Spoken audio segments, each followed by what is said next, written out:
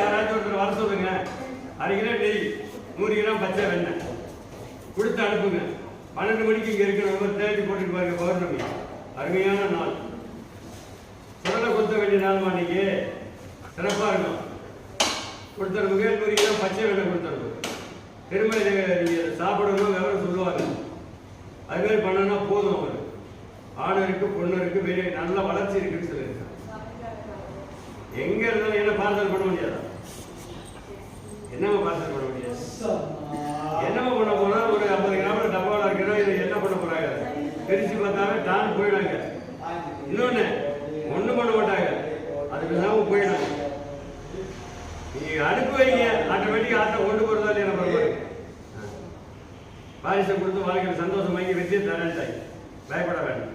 இருப்பிடத்தில் வீடு என்பது அறகுறையாக நிற்கப்படணுமே. வீடு என்பது கட்டட நிலை குரலாக சொல்லிட்டு இருக்குது.